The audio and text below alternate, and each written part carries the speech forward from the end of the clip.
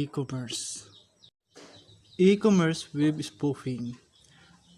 Website spoofing, sometimes called domain spoofing, is the act of creating a fake website as a way to mislead users. Such cyber attack use a similar but slightly different logo, branding, interface, and or visual design of a real website. What is website spoofing or domain spoofing?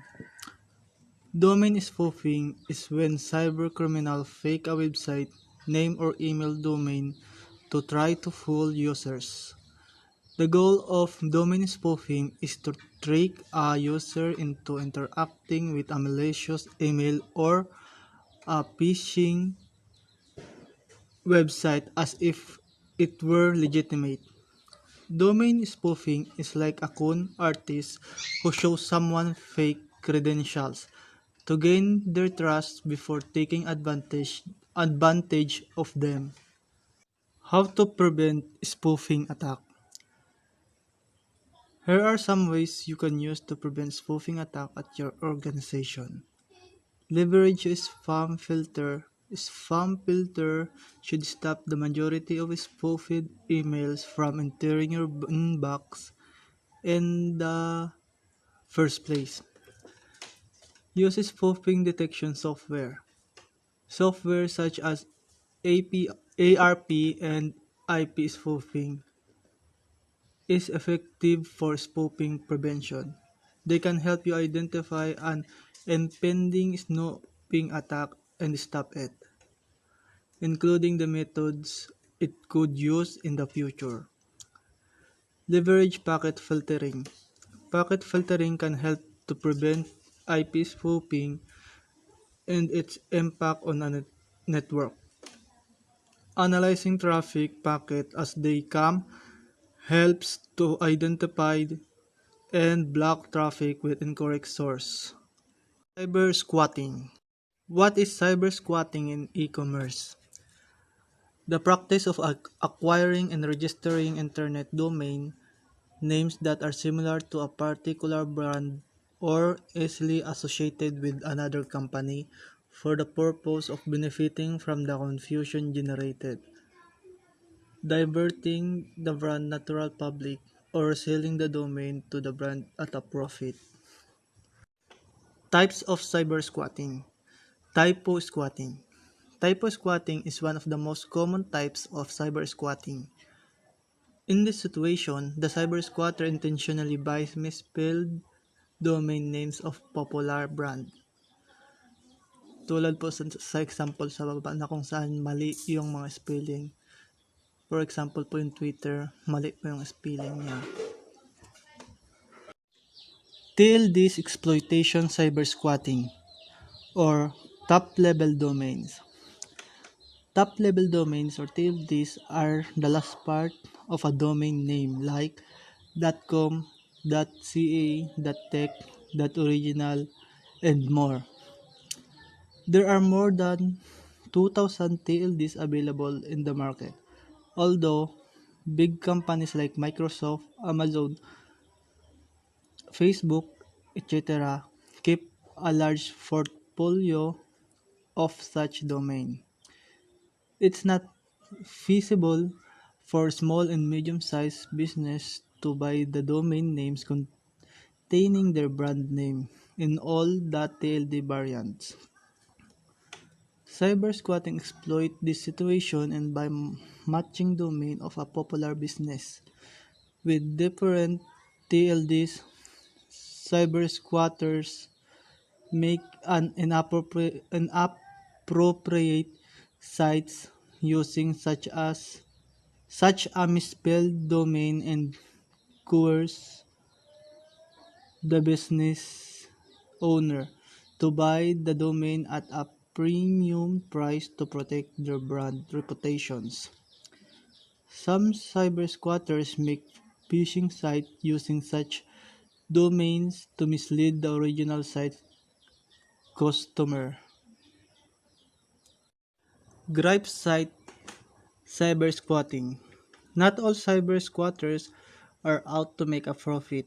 Some have other agendas. Some people take the path of cyber squatting to ruin a business and or person's reputation, take personal revenge, publish their extremist, political, religious, or social belief, or mock or make a satire on the original site value or mission. They post content on such cyber squatting website that contradict the original site values or put it in embarrassing situation. Example, microsoftsuck.com to show hatred for Microsoft and godhatefigs.com parody of godhatesfags.com. Lookalike domain cyber squatting. Cyber squatter buy similar looking domain names of original brands but by adding special characters, numbers, or common words in it. Sometimes they interchange the word if the domain name is long.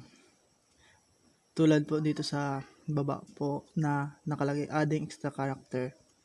Sa Amazon site.com po parang dinadagdagan lang po nila, mas lalo nilang pinahaba. At sa isa naman pong example sa reordering the words, marami po silang parang ginugulo lang po nila yung pagkaka-order. Kunwari nung The Guardian, magiging guardian.com. Dapat na theguardian.com. Misleading subdomain cyber squatting. Attackers sometimes split a domain name into two parts, buy a domain of a latter part, and add a subdomain of the former part. In this scenario, the original domain is www.britannica.com. If a typo squatter divides it into two parts, let's say Britain and Nika, they buy a domain named nika.com and make a subdomain britain.nika.com to try to trick people. For example, amazon.randomsite.com or facebook.anydomain.com. Celebrity name cyber squatting. Cyber squatters buy a domain of celebrities' name before the celebrities themselves decide to do so. If celebrities already have website, perpetrators buy similar or close matching domain names. They attract traffic by misleading fans and make revenue through third-party advertising or selling merchandise embedded with a celebrity brand names or image. Often, cyber squatters make a phishing site and lure fans to share their personality identifiable information like email address, phone numbers, date of birth, or even their physical addresses. Some cyber squatters' goals are to sell such domain names to the celebrity at a premium rate. Celebrities like Paris Hilton, Madonna, and Jennifer Lopez have been victims of cyber squatting in the past. Expiration date exploitation cyber squatting. Some cyber squatters keep an eye on target domain names and their expiration dates. If the domain owner failed to renew the domain name, the perpetrator grabbed the opportunity and registered the domain in their names. Homograph attack. This next type of cyber squatting is incredibly malicious. In homograph attack, cybercriminals use Punycode to convert regular domain names into domain names that visually look legitimate So, in this type of attack, bad actor intentionally create domains using Punycode that you can distinguish visually from real website domains. How to prevent cyber squatting? Know your legal option. Register your business trademark as soon as possible. Make a small investment by buying your domain with other prominent TLDs. Communicate with the cyber squatting domain owner. Double check the spelling of the website to avoid typo squatting. Invasion of privacy. Invasion of privacy is the unjustifiable intrusion into the personal life of another without consent. However, invasion of privacy is not a tort on its own. Rather, it generally consists of four distinct causes of action. The four most common types of invasion of privacy torts are as follows. Appropriation of name or likeness. Appropriation of name or likeness law protect your rights to control the use of your own identity for a business or economic purpose. Typically, this claim involves an unauthorized use of a person picture or name. Intrusion upon seclusion. Intrusion upon seclusion law protect your right to privacy while you are in solitude or seclusion. This right extends to you or your private affair. For example, it's an invasion of privacy for a neighbor to peek through your window or take picture of you in your home. Likewise, it's also an invasion of privacy to use electronic equipment to eavesdrop on a private conversation. False light. False light law protect your right to not have potentially misleading or damaging information about yourself public disclosed. This includes the disclosure of information that may be true but is nothing less misleading or damaging. For example, it may be an invasion of privacy if a caption published with a photograph in a news article about a protest describes a person as a participant when in fact the person was only observing the protest. Public disclosure of private fact. Public disclosure of private fact law protect your right to keep the detail of your private life from becoming public information.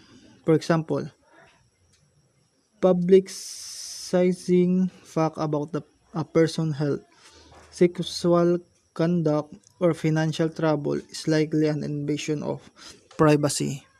How can you protect yourself against invasion of privacy charge? Several liability insurance policies provide coverage for invasion of privacy including general liability, director and officer liability, professional liability, employment practices liability. Make sure you have coverage of invasion of privacy claims in your liability insurance policy. Having an insurance safety net against a privacy-related lawsuit will not only give you a peace of mind, but it will also save you a lot of money should you ever get sued. Good afternoon, everyone. Online piracy. The online piracy can be defined as unauthorized copyright of electronic intellectual property, such as e-books, music, or videos. This unethical activity occurs when the internet users use the software and hardware technology in an illicit manner to transfer the electronic intellectual property over the internet. For example, some web-based applications such as www.napster.com have enabled large-scale exploitation of music samples and audio formats. Software that is available for free of cost on the internet allows the transfer of music and videos without the authorization of right holders. Moreover, CD burners and portable MP3 players allow copyright violation to occur rather easily. Let's watch this video that explains about online piracy. Impact of piracy. Sometimes the choice seems pretty simple. Do you buy the genuine licensed software, or do you take the helpful salesman's offer of a cheap version? It's pirated, but what harm can it really do, right? After all, you're only a small business. Perhaps you're just starting up. And besides, you need a little help too, right? But the thing is, it makes a big difference. It's big because you can't get the technical support you'll need. It's big because you'll have to use it every day knowing that you did something wrong and you could get caught. It's big because your hardware won't be secure against Trojans and malware and you'll miss vital updates. By then, it won't matter how much you've saved because you'll be spending a lot more in the long run. Not just because you'll be upgrading your machines and buying antivirus software, but because every act of piracy damages the playing field by creating an unfair advantage and an unfair business environment for those businesses selling legitimate software and doing the right thing. It creates the kind of environment that undercuts value and strangles the competition. And that makes a big difference to all of us.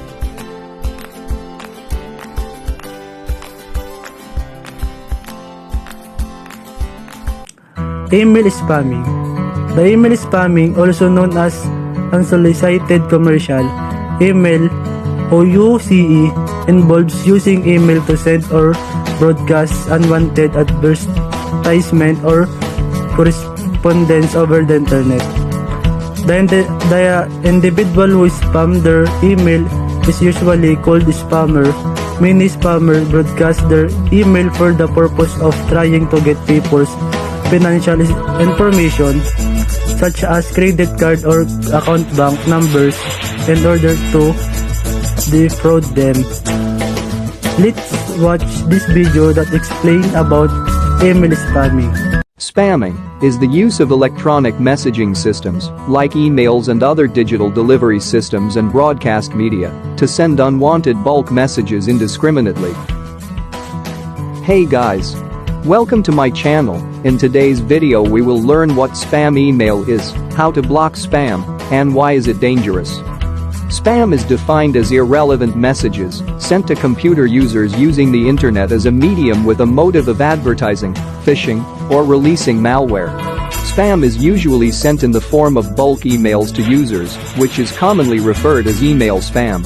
Other forms of spams that you may come across include unsolicited messages on instant messaging, blog comments section, and social media posts. But why do people send out spam email? Often, spam email is sent for commercial purposes. While some people view it as unethical, many businesses still use spam. Because the cost per email is incredibly low, and businesses can send out mass quantities consistently. Spam email can also be a malicious attempt to gain access to your device. How to block spam emails? Different email providers such as Yahoo, Gmail, and Hotmail have different types of settings to block spam emails. If you want to know how to block spam emails from any particular provider, you can go through their tutorials. Some common techniques to remain safe from unwanted emails are clicking on the unsubscribe button, blocking the sender, and reporting spam. You can use these techniques to block spam emails. Besides, email providers also automatically detect emails as spam based on their algorithm and stock them under junk folder.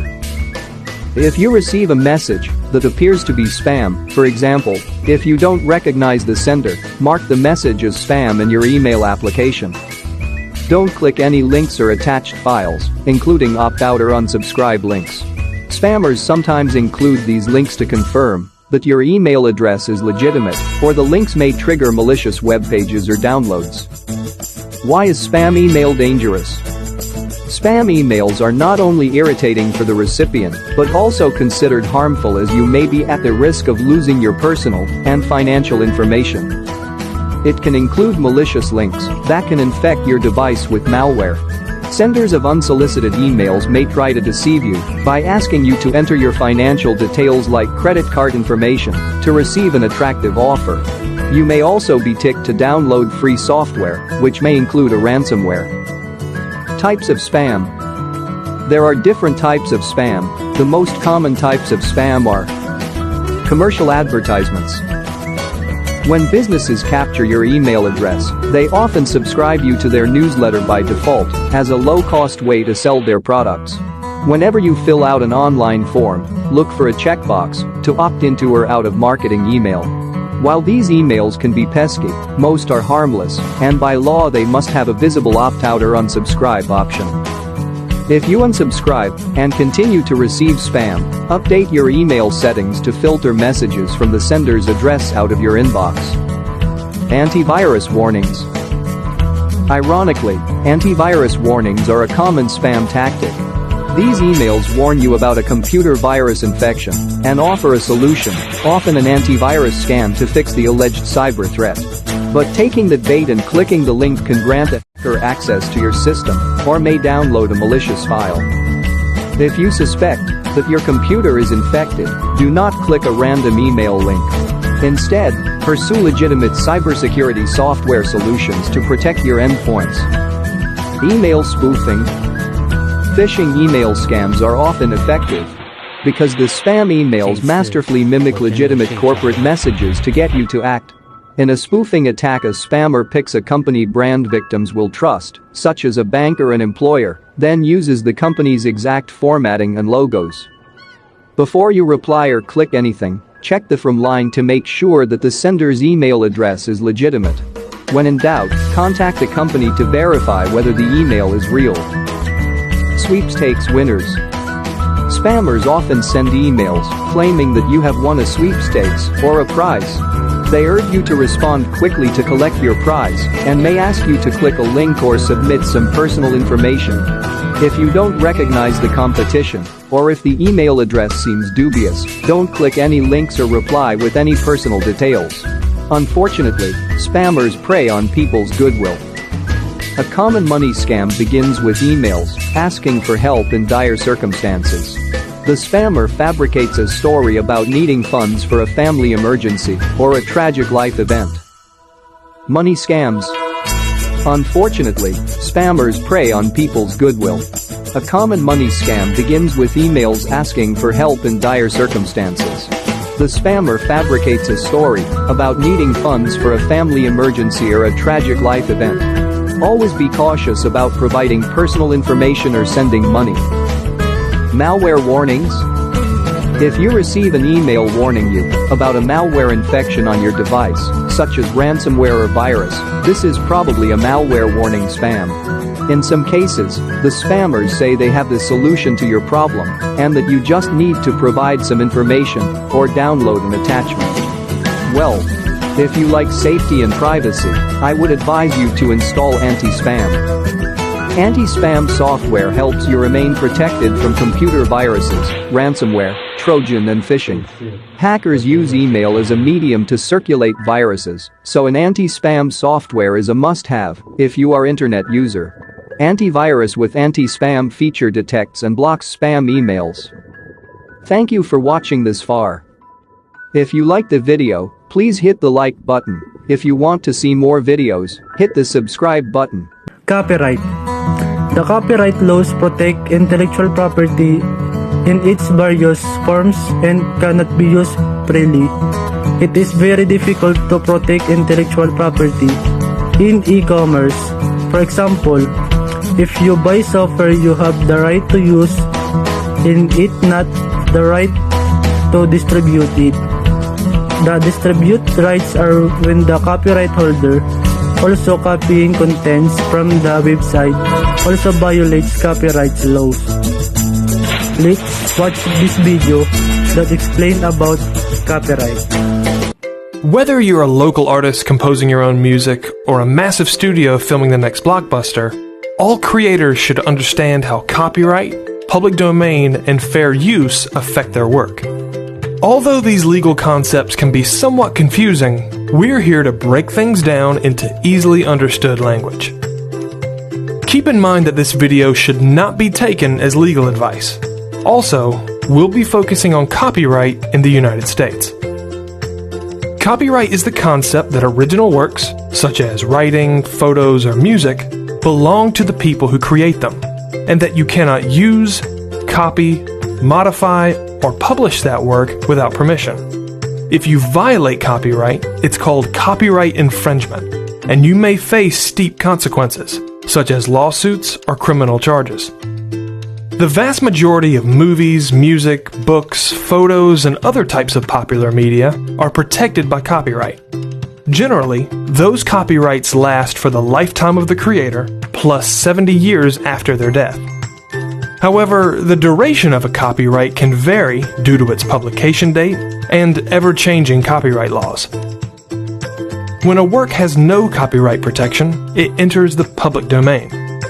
Content in the public domain can be used, modified, and published without permission or restriction.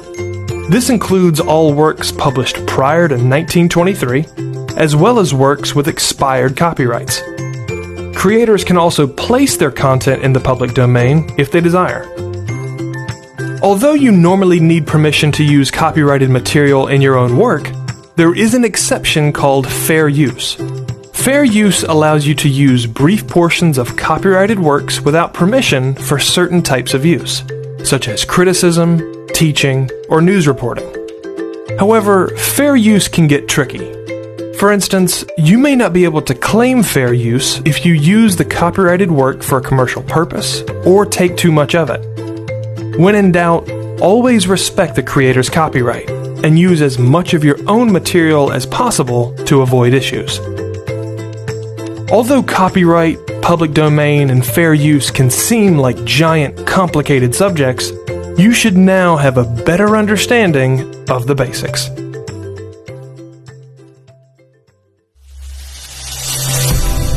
GCF Global, creating opportunities for a better life. Proud on the Internet.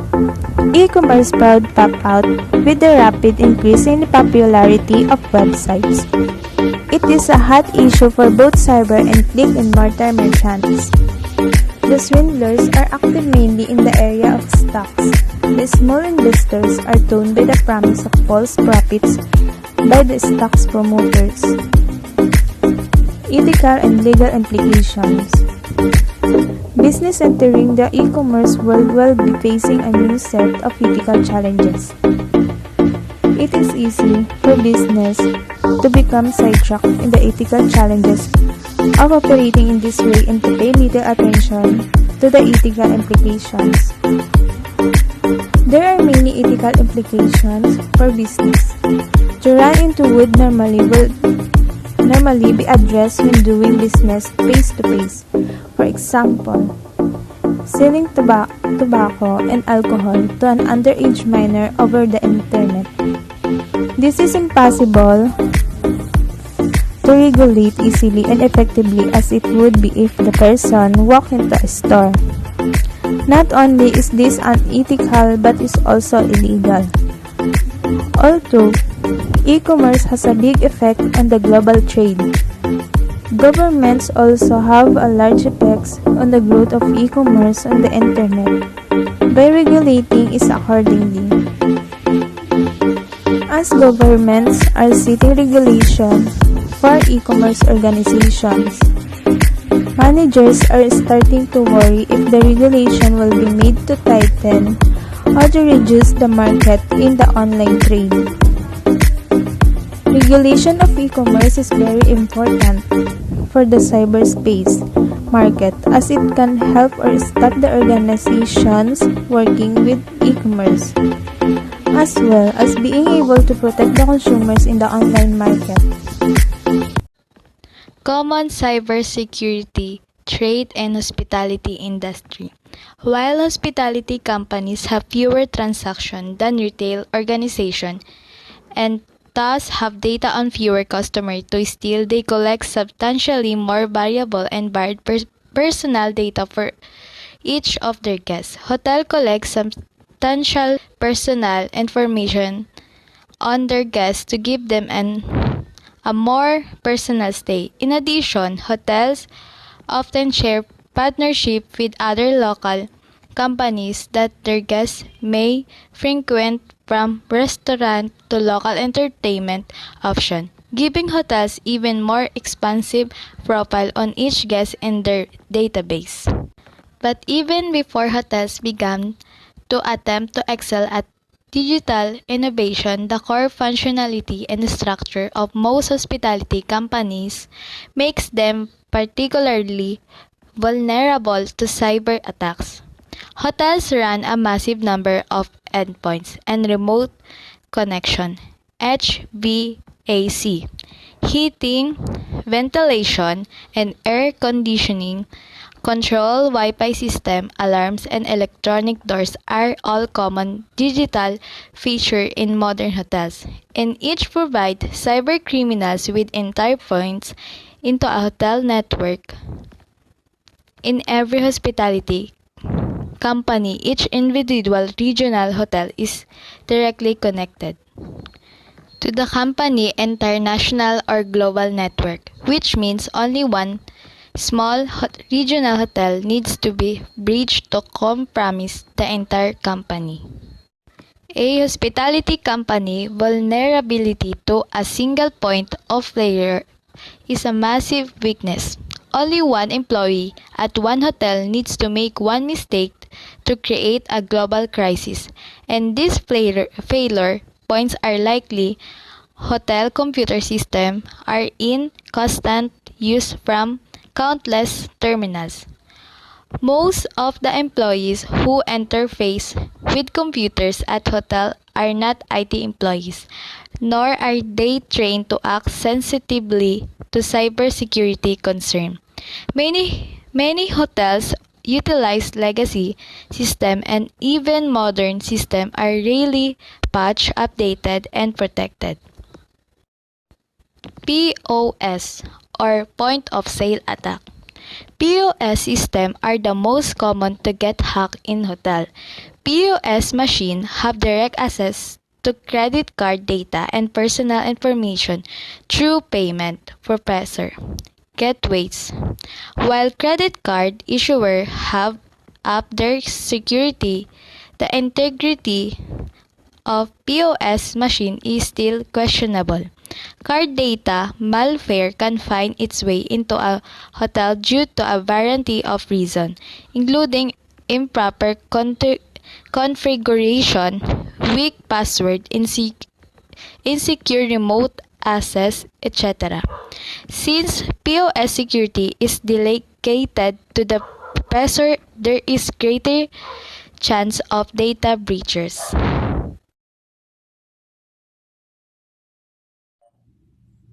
Number 2. Personal data theft over Wi-Fi systems. Wi-Fi is one of the core offerings of a modern-day hotel, with everything from mobile devices, laptops, and POS machines connected with it. The sad part is that most public Wi-Fi networks are highly insecure and are not powered by stringent security measures. The rapid development of Wi-Fi security tools has ramped up protection for connected devices, but human errors remain. Cybercriminals employ a variety of techniques to cash in on human errors to quietly listen onto hotel activities. This means they cannot only breach financial and personal data, but also the habits guests staying in hotels. Number 3. Ransomware attacks. One of the most common attacks used by cybercriminals today. Ransomware defines itself with its name. Once hackers breach hotels' tech, they then hold the entire infrastructure hostage and demand a ransom to release it. Spear phishing attacks, commonly known as phishing, this is a very popular attack choice by cybercriminals. Spear phishing attacks usually conducted through scam emails. A malicious link or file is thrown the email, and once click it, provides the criminals access to all hotel systems. Number 5. Distribute Denial of Service (DDoS) attack. Kamay identified in their 2018 State of Internet Report at Hospitality. Business suffer most from distribute denial of service attack. In this event, cybercriminals use the fake but not traffic to flood hotel systems with request to access. Since hotel deploy a vast technology infrastructure that control the DNS, signage, concierge, mobility, room technologies, POS, security cams, sprinklers, CCTV, and etc. DDoS attack can simply turn off entire hotel technology system. In 2015 and 2017, Trump hotels were victim to the service DOS attack. Technology used for e-commerce security. One is encryption algorithm like public key infrastructure system, which are based on asymmetric cryptography, are highly secure as they are coupled with secure socket layer. Protocol and the interbank standards with PKI often requires a centralized, highly available intermediary for key management and especially for prompt notification about revoked key pairs. Number 2. A digital signature which can be used to sign contract, to prove identity for access, or to prove authenticity of an electronic distribution in the best example of PKI. Number 3. Smart card can be used to store data about the bearer of the card, including identification, credentials, financial data, medical record, and etc. Smart card can allow POS transaction to be indicated because the entire user data is always available. This architecture can also avoid the centralized storage of personally sensitive data.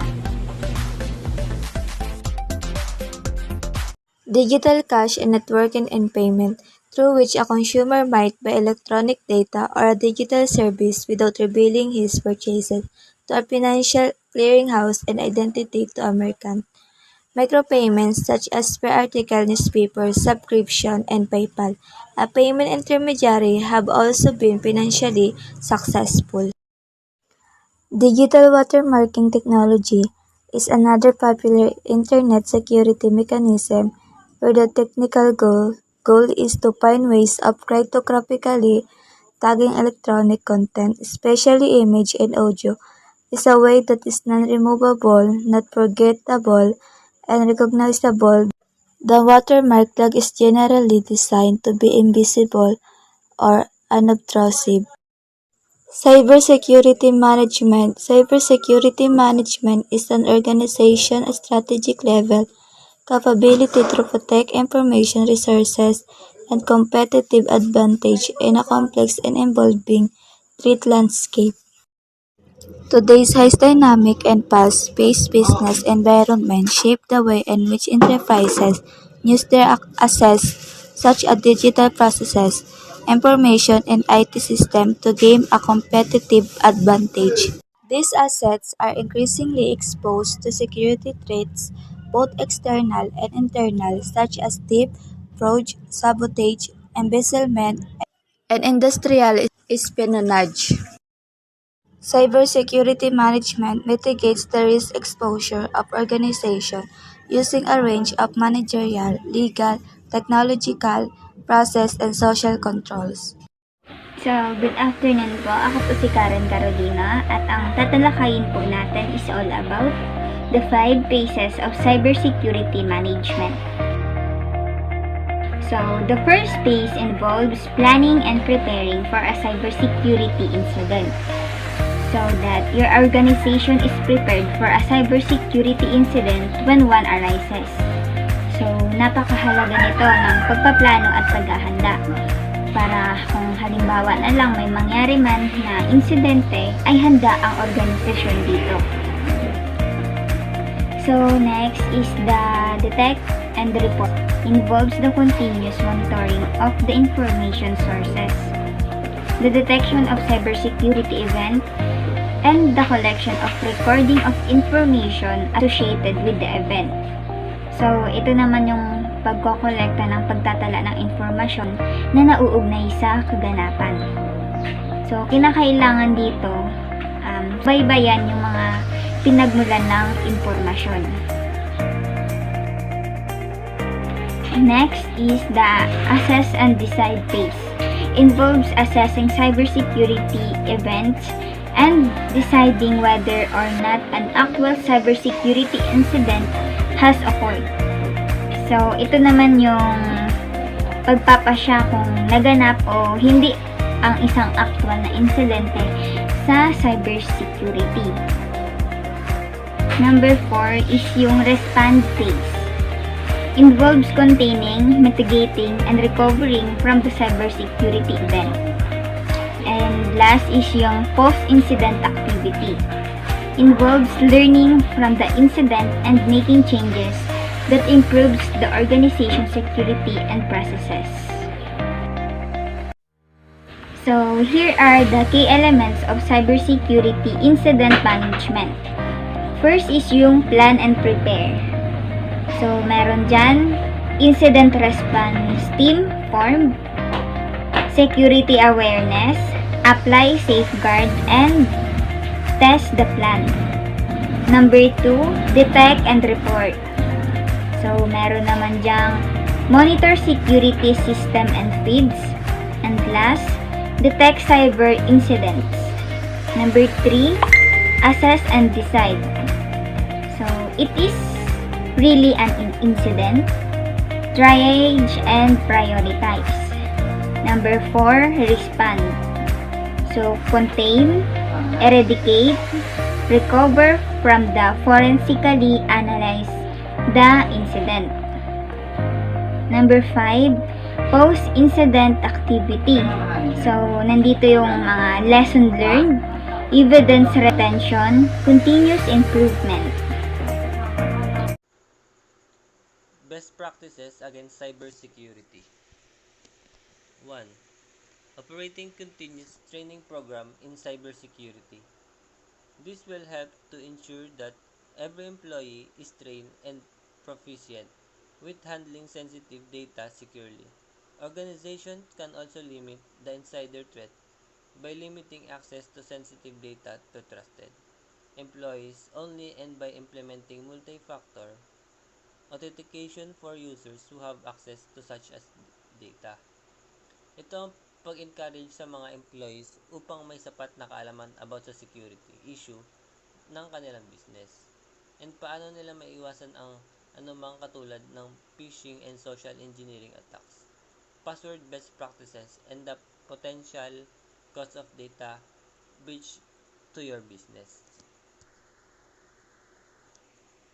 Number 2, use cybersecurity measures. The use of firewalls, network monitoring, anti-malware, and traffic filtering can protect the hospitality industry against common cybersecurity threats. Organizations could test their industry defenses against by simulating common cybersecurity attacks, making adjustments as needed. This is the essential of cybersecurity measures. 1. Using a strong password. Upang hindi ito madaling ma-access ng kung sino man, ito ay parating nag-contain ng number at letters. Controls access. Put up firewall. Use security software. Update programs and system regularly. Monitor for intrusion. Raise awareness. Always ang employee ay may responsibilidad about sa pag-secure ng ating business. Dapat may sapat silang kaalaman sa ating mga policies. Number 3. Security audits should take place regularly. All businesses should do an audit to detect any unusual activity. It also helps prevent cyber attacks from happening in the first place, as it ensures a safe digital environment and the integrity of data. It will help protect critical data identify security loopholes, create new security policies, and track the effectiveness of security strategies. Regular audits can help ensure employees stick to security practices and can catch new vulnerabilities.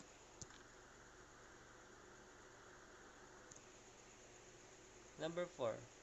Encryption is a vital for a safe environment. Each and every one of the digital channels that we use for both internal and external communication must be properly encrypted. It's true that encryption can be cracked too, but it's perfectly natural that encrypted network devices can't be breached as easily as those without any layer of protection at all. Encryption is a vital tool for securing our lives in a digital society. From when you wake up in the morning to when you go to bed at night, you you and your community rely on encryption every day, whether it's private, message banking, payments, air traffic control, video conference sessions, connected baby monitors, e-prescription, security, secure browsing, or voting data must be protected against eavesdropping and tempering, and people must be protected against impersonation and fraud. Number 5. Building a culture of security awareness. With a hotel, Wi-Fi being a public access network, and with staff computers allowing access to the cloud database, the concerns about cyber safety in the hospitality industry are definitely not be vulnerable. The only certain way to prevent cyber attack is to therefore a holistic approach that includes both reliable technology and security awareness. Make sure that all employees are trained to use a hotel software and internet in a safe and responsible way, and that all guests are advised to do the same.